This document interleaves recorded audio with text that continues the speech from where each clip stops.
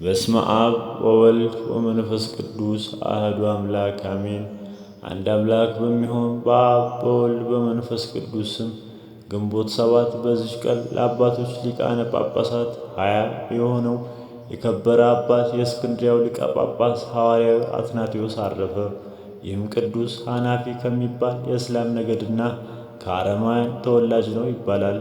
እርሱም ከመምህር ከሚማሩ ሕፃናት ጋር እያለ እርስ በርሳቸው በመጫወት ሥርዓተ ቤተ ክርስቲያን እየሠሩ ከእነርሱም ውስጥ ዲያቆናትን ኤጲስቆጶሳትን ሲያደርጉ እኒያ የክርስቲያን ልጆችን አይቶ ጨዋታቸው ደስ ስላለው ከእነርሱ ጋር በጨዋታው አንድ ይሆን ዘንድ የክርስቲያን ልጆችን ለመናቸው። እነርሱ አንተ አረማዊ ነህ፣ ከእኛ ጋር አትደመርም ብለው ከለከሉት። እርሱም ክርስቲያን ሆናለሁ አላቸው። እነርሱም ደስ ተሰኙበት። ያን ጊዜም ወስደው በሊቃነ ጳጳሳት አምሳል አደረጉት። ከበታቹም ወንበር አድርገው ይሰግዱለት ጀመር። በዚያ ጊዜም ሊቃነ ጳጳሳት አባ እለእስክንድሮስ በዚያ አለፈ። የክርስቲያን ልጆች ሲጫወቱ ባያቸው ጊዜ አብረውት ላሉ ይህ ሕፃን ከፍ ከፍ ያለችና የከበረች ሹመት ይሾም ዘንድ አለው አላቸው። አባቱም በሞተ ጊዜ ወደ አባ እለእስክንድሮስ መጣ። የክርስትናን ጥምቀትንም አጠመቀው።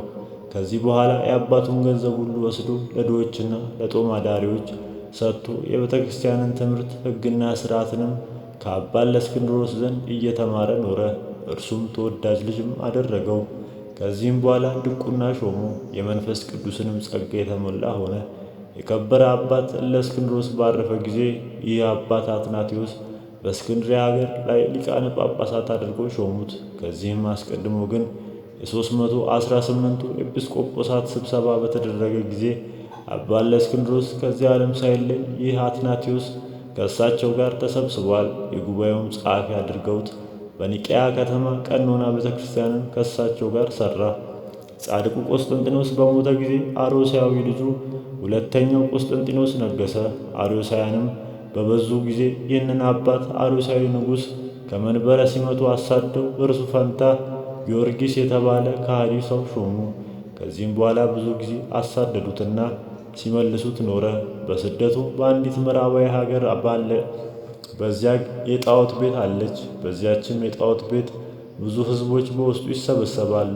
ለዚያች የጣዖት ቤትም በውስጧ የሚሠሩ ብዙ የሰይጣናት ሥራም አላቸው።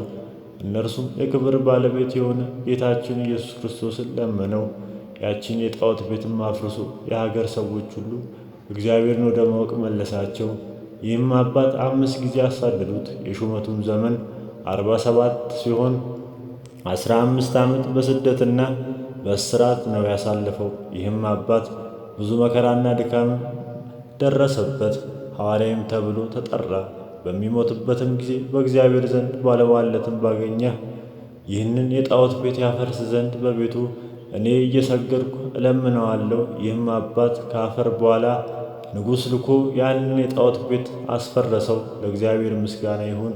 እኛንም በዚህ ሐዋርያው አባት ጸሎት ይማረን፣ በረከቱ ከእኛ ጋር ለዘላለሙ ትኑር አሜን። ጌታዬ ሆይ ከብልጽግናቸው ብዛት የተነሣ ብዙ መባ ካገቡልህ ይልቅ የድሃይቱን አነስተኛ መባ እንደተቀበልህ ለሁልጊዜ የሚያገለግሉን አእላፍ መላእክት እያሳሰብኩ በችግሬ ጊዜ የማቀርብልህን ምስጋና ተቀበል።